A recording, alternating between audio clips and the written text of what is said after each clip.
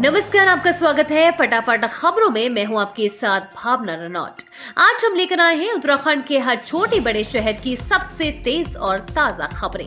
तो चैनल को सब्सक्राइब कीजिए और वीडियो कहां से देख रहे हैं कमेंट बॉक्स में जरूर बताएं। 22 से 27 मार्च तक होंगे प्रत्याशियों के नामांकन। उत्तराखंड भाजपा ने किया तारीखों का ऐलान। भारतीय जनता पार्टी के लोकसभा प्रत्याशियों के नामांकन 22 से 27 मार्च तक होंगे। सभी प्रत्याशियों के नामांकन कार्यक्रम में मुख्यमंत्री पुष्कर धामी मौजूद रहेंगे। मंगलवार को नामांकन की तिथियां घोषित कर दी गई है। इन कार्यक्रमों में केंद्रीय नेताओं की भी मौजूदगी हो सकती है। हरिद्वार सीट पर 23 मार्च को त्रिवेंद्र सिंह रावत ऑनलाइन नामांकन करेंगे। इसके बाद एक बड़ा कार्यक्रम होगा। होली पर बदल जाएगा उत्तराखंड का मौसम। अगले 2 दिन इन इलाकों में वर्षा बर्फबारी की आशंका। उत्तराखंड में इन दिनों मौसम शुष्क बना हुआ है। ज्यादातर क्षेत्रों में चटक धूप खिल रही है और पारा धीरे धीरे चढ़ने लगा है। हालांकि पर्वतीय क्षेत्रों में कहीं कहीं आंशिक बादल मंडरा रहे हैं। प्रदेश के ज्यादातर क्षेत्रों में अगले कुछ दिनों में अधिकतम तापमान में 2 से 3 डिग्री सेल्सियस तक की वृद्धि का अनुमान है। मौसम विभाग के अनुसार अगले 2 दिन उत्तरकाशी, चमोली और पिथौरागढ़ में कहीं कहीं आंशिक बादलों के बीच हल्की वर्षा बर्फबारी हो सकती है। साथ ही आसपास के क्षेत्रों में गरज चमक के साथ ओलावृष्टि के भी आसार है। मैदानी क्षेत्रों में मौसम शुष्क बना रह सकता है, जिससे तपिश बढ़ने की आशंका है। इस बार हर हाल में सभी व्यावसायिक वाहनों पर लगानी होगी वीएलटीडी। होंगे ये फायदे।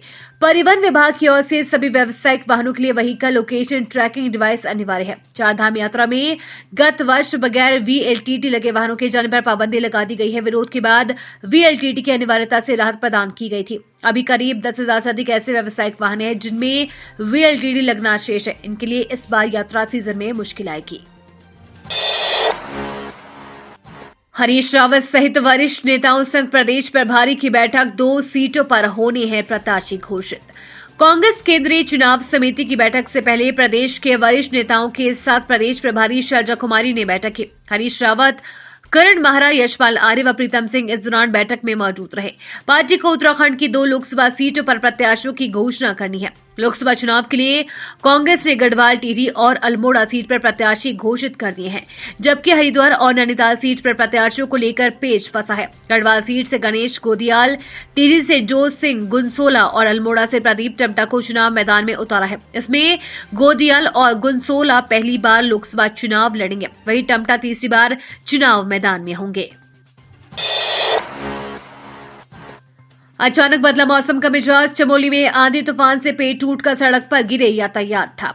मौसम खराब होने के बाद हुए आंधी तूफान से बेहरी निजमुला मोटर मार्ग पर बाजवाला गदेरे के पास चीड़ के 3 पेड़ टूटकर सड़क पर आ गए, जिससे क्षेत्र में वाहनों की आवाजाही ठप हो गई है। पेड़ के गिरने से यहां से गुजर रही बिजली की लाइन भी क्षतिग्रस्त हो गई है, जिससे घाटी के करीब 13 गांव में बिजली की सप्लाई भी ठप पड़ गई है। आईएएस दिलीप जावलकर होंगे प्रदेश के नए गृह सचिव। चुनाव आयोग ने लगाई नाम पर मुहर।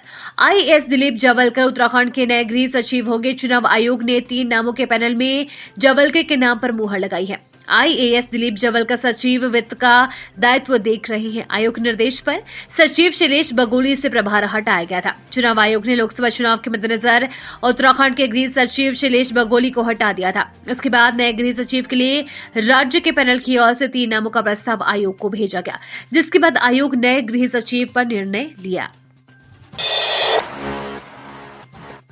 लोकसभा चुनाव के लिए आयोग ने कर ली तैयारी। जीपीएस से की जाएगी ईवीएम की निगरानी। राजनीतिक दलों को भेजा जाएगा निमंत्रण। चुनाव में इस्तेमाल होने वाली ईवीएम व वीवीपैट पर जीपीएस से नजर रखी जाएगी। जिन वाहनों में इन मशीनों को रखा होगा उसमें जीपीएस लगाया जाएगा। ईवीएम के उपयोग संबंधी जितने भी कार्य होंगे उसमें सभी राजनीतिक दलों के प्रतिनिधियों को बुलाया जाएगा। ईवीएम को मतदान केंद्रों में भेजने से पहले भी सभी राजनीतिक दलों के प्रतिनिधियों की उपस्थिति में इन्हें सील किया जाएगा।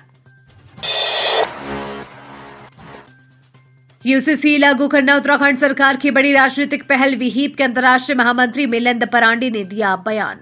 विश्व हिंदू परिषद के अंतर्राष्ट्रीय महामंत्री मिलिंद परांडे ने यूसीसी लागू करने पर उत्तराखंड सरकार का आभार व्यक्त किया है। प्रेस क्लब में पत्रकारों से वार्ता करते हुए मिलिंद परांडे ने कहा कि उत्तराखंड सरकार ने इच्छा शक्ति का प्रदर्शन करते हुए यूसीसी लागू कर बड़ी राजनीतिक पहल की है। अवैध मनतातरण पर भी रोक लगे, इसके लिए यूसीसी को पूरे देश में लागू किया जाना चाहिए। इसके लिए विश्व हिंदू परिषद लगातार प्रयास कर रही है। लोकसभा चुनाव में 900 सीसीटीवी कैमरों से रखी जाएगी अराजक तत्वों पर नजर। पुलिस पीएससी के साथ पैरामिलिट्री फोर्स भी तैनात। लोकसभा चुनाव में शांति और कानून व्यवस्था बनी रहे, इसके लिए पुलिस ने तैयारियां शुरू कर दी है। अराजक तत्वों और संदिग्धों पर नजर रखने के लिए पड़ोसी देश नेपाल और उत्तर प्रदेश से सटे उधम सिंह नगर के बॉर्डर पर 900 से अधिक सीसीटीवी कैमरों से नजर रहेगी, जिसकी मॉनिटरिंग एसएसपी कार्यालय से की जाएगी। लोकसभा चुनाव का बिगुल बज चुका है। भाजपा ने अपने प्रत्याशी का नाम तय कर दिया है, जबकि कांग्रेस समेत अन्य राजनीतिक दल भी जल्द ही अपने प्रत्याशियों के नाम की घोषणा जल्द कर सकते हैं। ऐसे में जिला और पुलिस प्रशासन ने भी चुनाव शांतिपूर्वक संपन्न कराने के लिए तैयारियां शुरू कर दी है। नैनीताल और हरिद्वार के डीएम को अवमानना नोटिस जारी। एससी ने 4 सप्ताह के भीतर मांगा जवाब। जाने वजह। नैनीताल हाईकोर्ट ने पूर्व के आदेश का पालन नहीं करने के खिलाफ दायर अवमानना याचिका पर सुनवाई करते हुए नैनीताल व हरिद्वार के जिलाधिकारियों को अवमानना का नोटिस जारी करते हुए 4 सप्ताह में जवाब पेश करने को कहा है।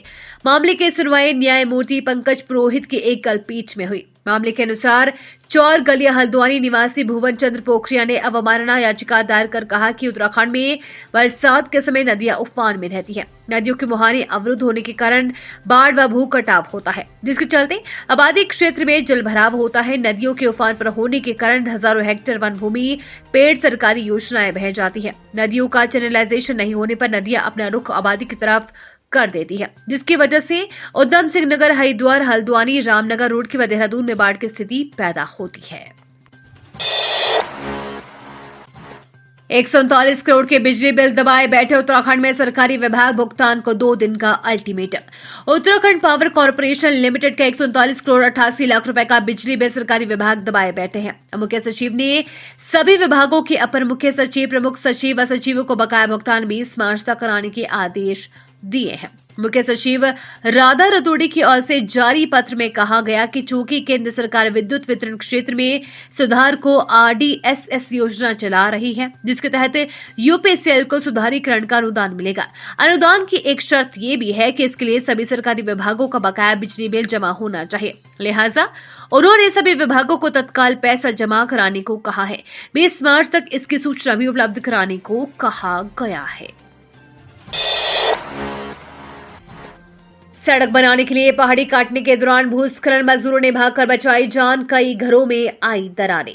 उत्तरकाशी जिला मुख्यालय के समीप निर्माणाधीन जसपुर नीलाकोट मोटर मार्ग पर पहाड़ी काटने के दौरान भूस्खलन हो गया। भूस्खलन के कारण सिल्यान गांव के 4 घरों में दरारें आ गई। बड़े बड़े पेड़ टूटने से भवनों के क्षतिग्रस्त होने का खतरा बढ़ गया है। ग्राम प्रधान जितेंद्र गुस्साई ने बताया कि सिल्यान के नजदीक लोक निर्माण विभाग की मशीनरी सड़क निर्माण के दौरान पहाड़ी काट रही थी, तभी अचानक भूस्खलन हो गया, जिसमें लोनेवी के मजदूरों ने भागकर अपनी जान बचाई। ये थी आज की फटाफट खबरें। हम मिलेंगे अगले बुलेटिन में, तब तक के लिए धन्यवाद और जय हिंद।